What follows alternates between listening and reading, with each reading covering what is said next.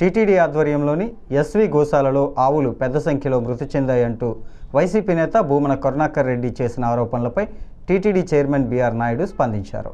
భూమన చెబుతున్న దాంట్లో నిజం లేదని స్పష్టం చేశారు.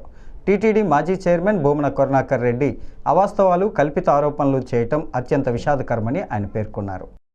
హిందూ ధర్మాన్ని గురించి చెప్పే ఆలయాల్ని మీరు చేసినంత విధ్వంసం ఈ రాష్ట్రంలో మరెవరూ చేయలేదు. బహుశా ఈ దేశంలో కాదు, ప్రపంచ దేశాల్లో కూడా హిందూ ధర్మాన్ని ఇవాళ భూస్థాపితం చేయాలన్న వాళ్ళల్లో మీరు అన్ని రకాలుగా మీరు చేసేటువంటి కార్యక్రమాల్లో మీరు చేసినటువంటి ఘోరమైనటువంటి తప్పిదాలని వాళ్ళ సరిచేసుకోవడానికి మేము చేసేటువంటి ప్రయత్నం, తాపత్రయం. నీ హయాంలో ఏం జరిగింది? నీ నాయకుడు ఏం చేశాడు?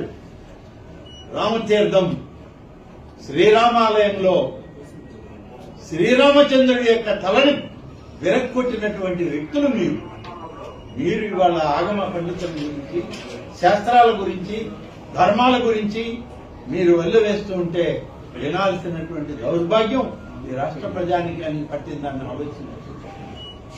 రథాలు తగలబెట్టారు. పవిత్రమైనటువంటి లక్ష్మీ నరసింహస్వామి ఆలయంలో రథం తగలబెట్టారు. వెంకటేశ్వర స్వామి ఆలయంలో నెల్లూరు జిల్లాలో రథం తగలబెట్టారు. సాక్షాత్తు కనకదుర్గమ్మ అమ్మవారి యొక్క వాహనాలైనటువంటి వెండి సింహాలైనటువంటి ఆసనాలని వాటిని దొంగిలించారు.